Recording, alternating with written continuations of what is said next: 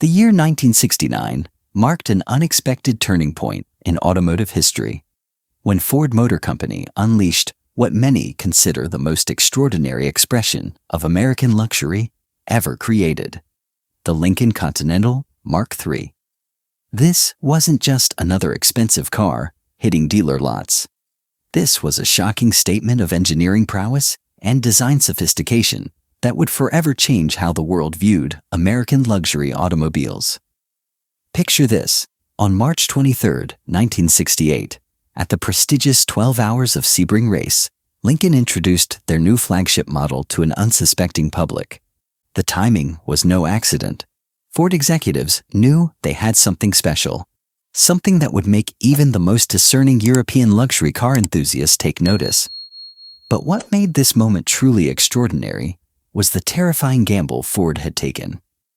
Focus groups had largely rejected the design, providing mostly negative reviews that could have killed the project entirely.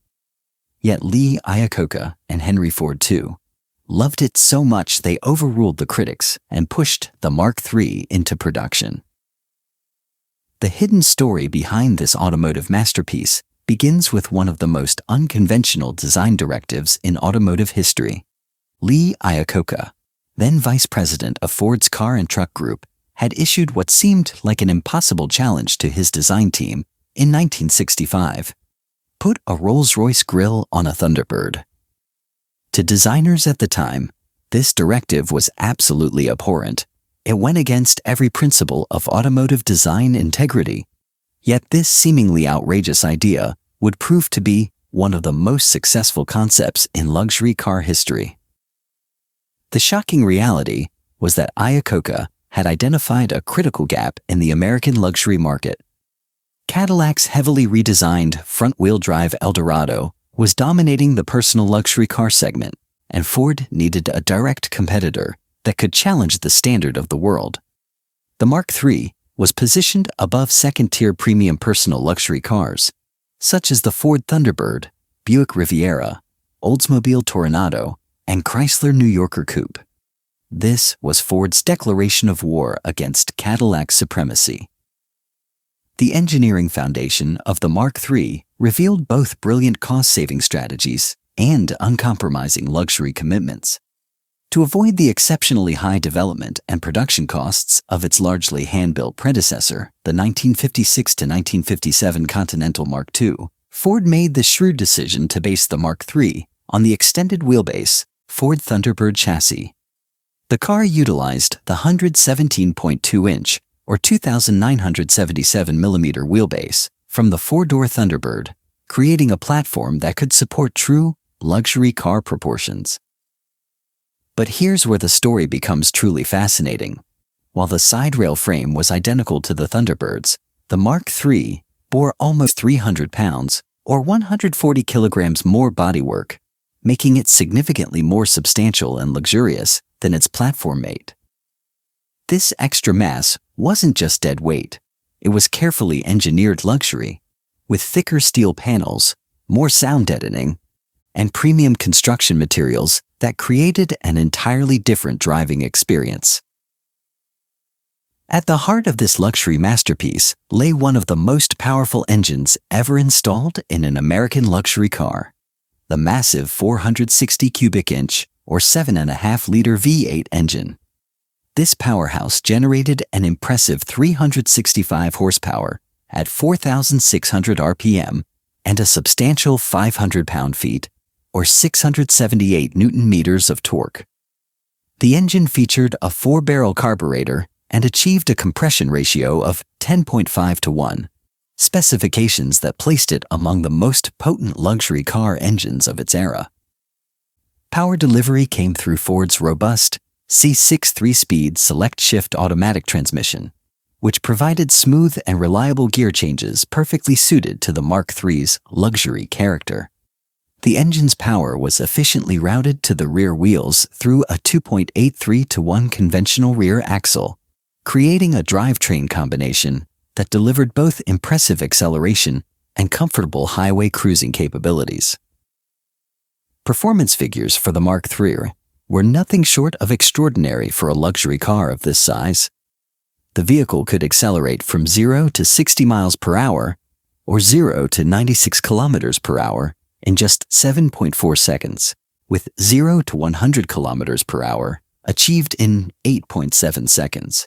For those seeking ultimate performance, the Mark III could reach 100 miles per hour or 160 kilometers per hour in 20.9 seconds, with a top speed of 120 miles per hour or 193 kilometers per hour. The most shocking aspect of the Mark III's engineering wasn't its raw power, but its sophisticated vacuum-powered systems that created an almost alien level of technological advancement for 1969.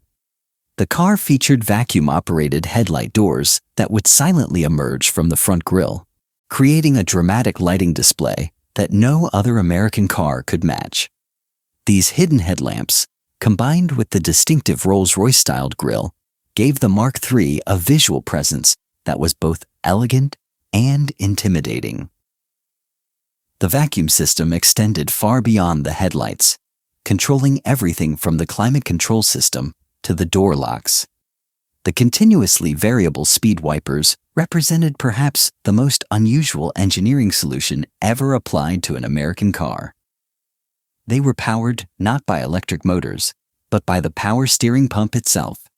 This hydraulic wiper system allowed for infinitely variable wiper speeds, a feature that wouldn't become common on luxury cars for another decade. Even more extraordinary was the power steering system itself. Unlike conventional belt-driven power steering pumps, the Mark III's power steering pump was mounted directly on the front of the crankshaft. This was a holdover from Ford's MEL V8 engines and represented a unique engineering approach that Ford would abandon after 1969 in favor of more conventional GM-style Saginaw steering pumps. The Mark III's interior represented the absolute pinnacle of American luxury craftsmanship. Standard equipment included power steering, power brakes, power windows, split-bench electrically adjustable front seats with two-way power standard and six-way power as an option. Full instrumentation was standard, featuring actual gauges for oil pressure, temperature, and ammeter instead of the warning lights found in lesser vehicles. The dashboard and door trim panels featured simulated wood appliques in either English oak or East Indian rosewood on 1969 models, though genuine walnut would be used in 1970 and 1971 models. The seating featured distinctive diamond-pleated upholstery that became a signature of the Mark III's interior luxury. Buyers could choose between standard vinyl with cloth inserts or optional leather upholstery that elevated the cabin to levels rivaling the finest European luxury cars. A Cartier-branded clock became standard equipment after the first few months of production, adding an element of Swiss precision to the American luxury experience. Climate control represented another area where the Mark III showcased advanced technology. The automatic temperature control system maintained precise cabin temperatures through sophisticated vacuum-operated controls, while the dual-piston York compressor provided icy cold air conditioning that remained effective throughout the car's operational life. Many Mark III examples still operate on their original R12 refrigerant, testament to the system's exceptional build quality. The Mark III's exterior dimensions created a commanding presence on American highways. From chrome bumper to chrome bumper, the car measured 216 inches, or 5,486 millimeters in length, creating a visual statement that was impossible to ignore. The wheelbase of 117.2 inches, or 2,977 millimeters, provided the perfect proportions for a luxury coupe, while the overall weight of 4,475 pounds, or 2,029 kilograms, conveyed substantial road presence. One of the most surprising innovations introduced with the Mark III was its tire technology. The 1970 model became the first American car to feature Michelin X radial tires as standard equipment, years before radial tires became common on domestic vehicles. The 1969 models came equipped with 8.55 by 15-inch triple-stripe bias ply white walls, But the move to radials represented Ford's commitment to providing the most advanced technology available. The Mark III's trunk space provided another surprise. It featured a deep well design that offered significantly more cargo capacity than its competitors. The original spare tire was mounted in the trunk well, and the overall cargo area was described as gargantuan compared to later Mark models. This practical consideration showed that Ford understood luxury car buyers needed both style and functionality.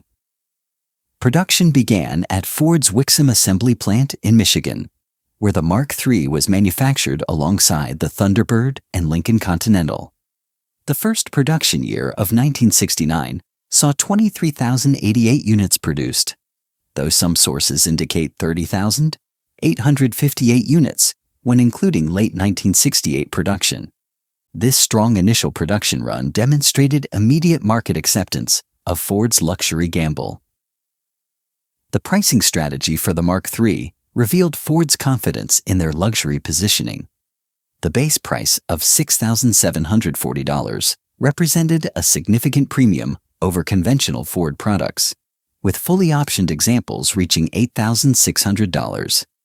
To put this in perspective, the average car cost $3,270 in 1969, while the average household income was $9,302. This meant the Mark III cost more than 70% of a typical family's annual income, positioning it firmly in the ultra-luxury category. Optional equipment allowed buyers to customize their Mark III to extraordinary levels of luxury: air conditioning, leather interior, power seat adjustments, various radio and 8-track tape player combinations, tinted glass, and power locks were all available. More advanced options included a limited slip differential, anti-lock brakes called SureTrack, cruise control, and an automatic headlamp dimming system that would dim the headlights for oncoming cars. An ASC sunroof, which had debuted on the 1968 Mercury Cougar, was also available. The Mark III's competition comparison revealed why Ford's engineering team had succeeded so dramatically. When placed side by side with the Cadillac Eldorado, automotive journalists consistently praised the Lincoln's superior build quality and material richness. While the Eldorado offered front-wheel drive and variable ratio power steering, the Mark III's more traditional rear-wheel drive layout provided better weight distribution and a more engaging driving experience. The vacuum system's sophistication became legendary among classic car enthusiasts, though it also represented the Mark III's most maintenance-intensive feature. The system included numerous vacuum hoses, check valves, and a vacuum canister located under the fender. When properly maintained, the system could hold vacuum for a week, keeping the headlight covers down and all vacuum-operated features functioning perfectly. However, vacuum leaks were common as the cars aged, requiring careful attention to hose routing and check valve replacement. And the Mark III's unique engineering extended to its cooling system design.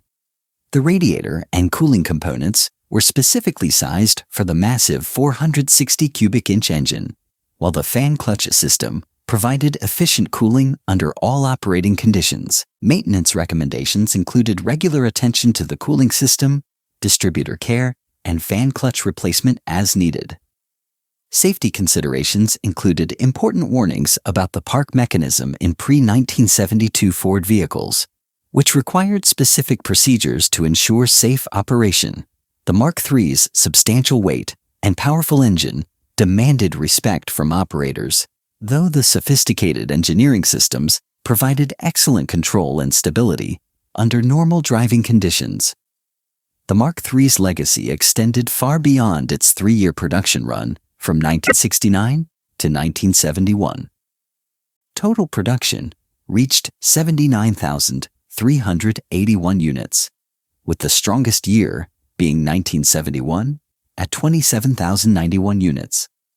This relatively limited production enhanced the car's exclusivity and contributed to its status as a highly desirable collector car decades later.